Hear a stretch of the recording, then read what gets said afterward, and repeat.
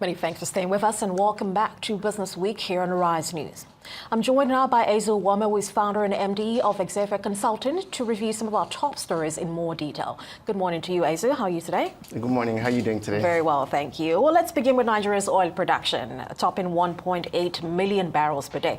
Now, this is certainly not the first time, as we saw this in November last year. Yeah.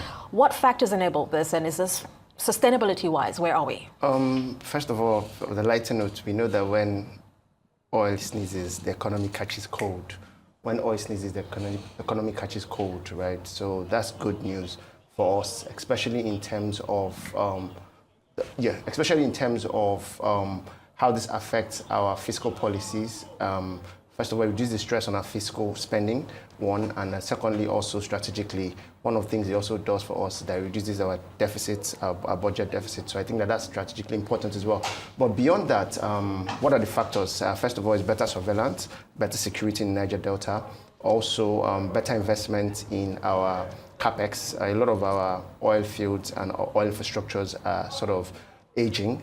There's better boost on that. I think that that's important. And of course, let's not forget the fact that the NNPC had a change of management, and that initial graga that comes with new energy is good for us in any way we want to look at it. It's pretty good, but it's still below our target and our projections. The budget is pegged at 2 million barrels per day, so we're 1.8 million barrels. So that means that we're still below. But I am seeing that that's good, especially if you look at the body language of the current NNPC.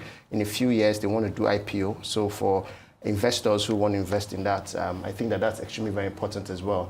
So for investors who want to invest, it gives you an idea that the economy is getting better, right? And also that the business that you're trying to invest in is also lucrative. So that's good. I'm hoping to see an NNPC and oil sector being like the Saudi Aramco, which I think is really important in itself. So well done to the president, the chief commercial officer of Nigeria.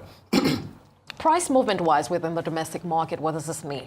What'd you say? Price movement-wise, we've heard, some marketers hint that we could see a push there, petrol-wise. Well, yes. Fundamentally, I think one of the key things that we have to know about this is that, of course, 80% of our export revenue comes from oil. So the direct impact of that, in my own opinion, is that it's going to be, in my own opinion, inversely proportional. So the increase in barrel per production would definitely in the pump price of petrol actually mean reduction in pump price. We hope that happens, but don't forget we're almost running a monopolistic downstream now, thanks to Dangote Refinery, and a monopolistic midstream, which of course cascades to downstream, and I think that that's a challenge. But for the average guy on the street, it signals probably lower inflation, right, which is good for us because, don't forget the relationship between inflation and exchange rates and production. It's a very interesting graph, in my own opinion. So that's pretty good for us for the average Nigerian. It's good news. It's good news. We hope that the government can sustain it, whatever they're doing well.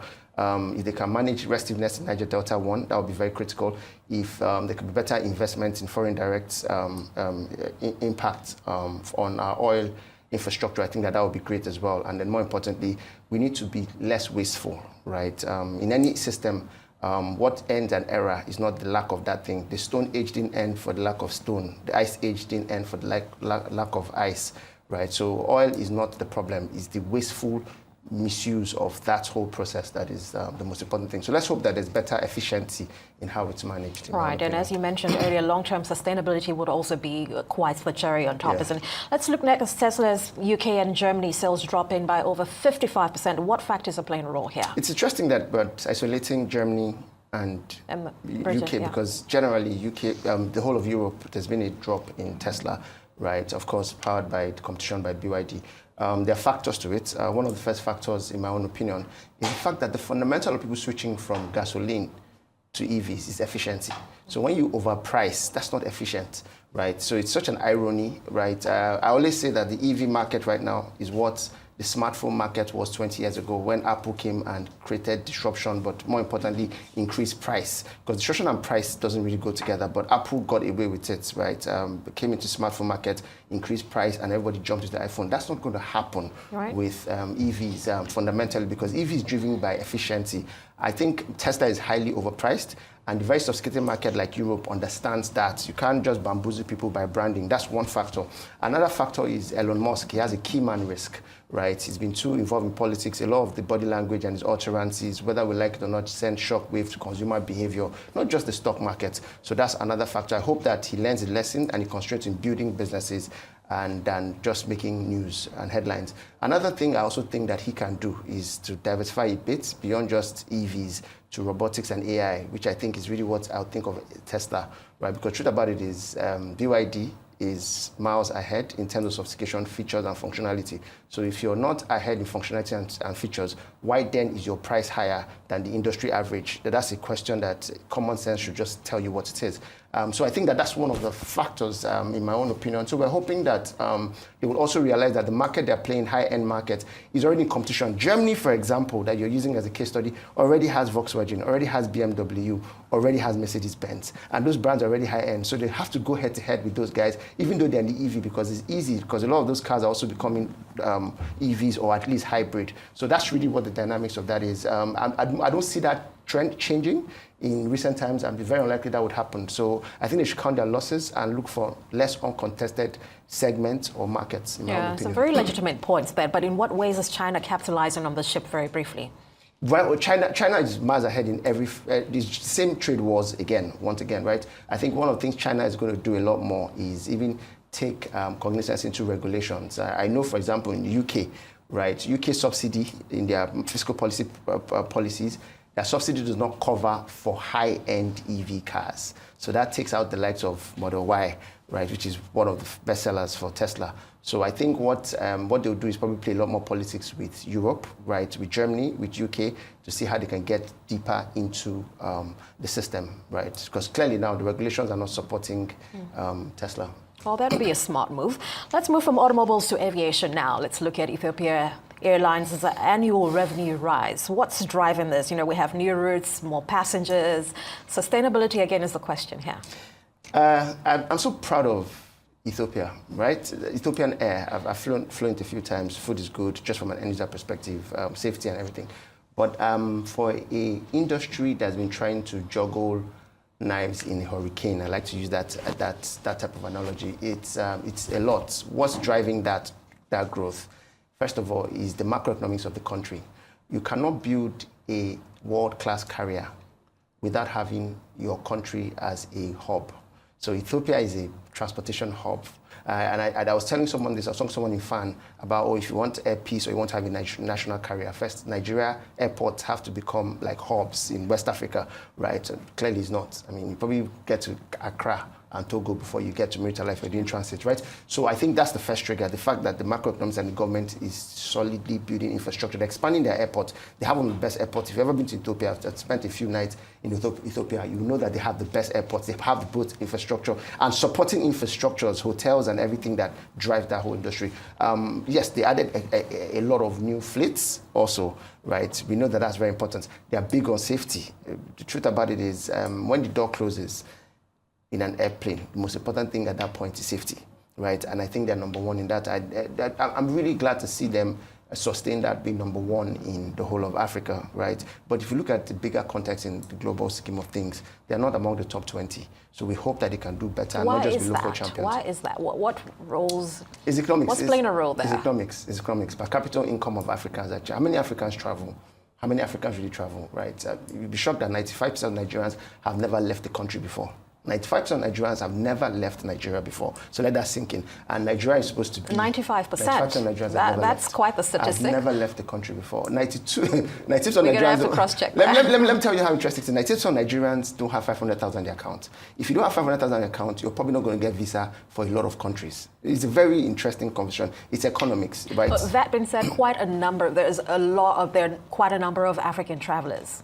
The same people are recycled back and forth. And then how many of them are going through Ethiopia Air? Right, don't forget that the 2% that are traveling have options. They do Virgin, they do British Airways, they do Qatar, right? So it's an economics, it's an African problem. Like, look, we don't understand how much poverty affect Plays a everything role. else. When you talk about how Africans don't have a lot of unicorns, it's still the same conversation, right? If you look at the biggest businesses in Nigeria, what do they sell? Food, sugar, salt. We are still, things like luxury and travel is secondary. So we hope that as Africa gets better, we'll have better carriers.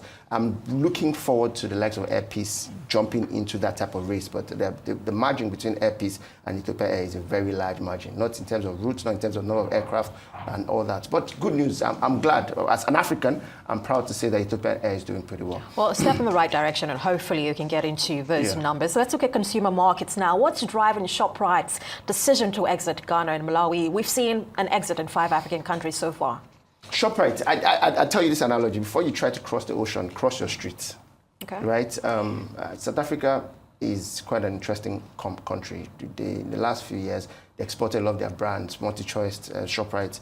But what they didn't realize is that retail is detail, right? And detail is local, right? So the ability for Shoprite to compete with an Ebano or Iboku will be hard. So what has happened is that they went too fast and then they're slowing down. You arrive too early, you'll be gone too soon. So they are recalibrating, which I think is a smart move, in my own opinion. It's the right thing to do for survival, and they're going to divest, make a lot of money from capital sales, make a lot of capital from asset sales, and then go back to South Africa and expand. I think South Africa needs Shoprite more than any other country. Oh, right? so is that because we already have established retail chains in this respective country? So first is consumer or behavior. are they more, absolutely, yeah. So I'm not sure how Professor says on air, but here's the fundamentals, right? Retail in Africa and in countries like Ghana and Nigeria is shielded around a lot of sourcing issues, corruption, right? So the average local retail guys know how to source things better and cheaper. That's one. Then there's the leasing for a lot of the infrastructures of Shoprite, because Shoprite exited Nigeria years before now. They exited Malawi, Madagascar, and a few other ones. But you see the same trend all over again. They are trying to build high-end stores in low-end countries.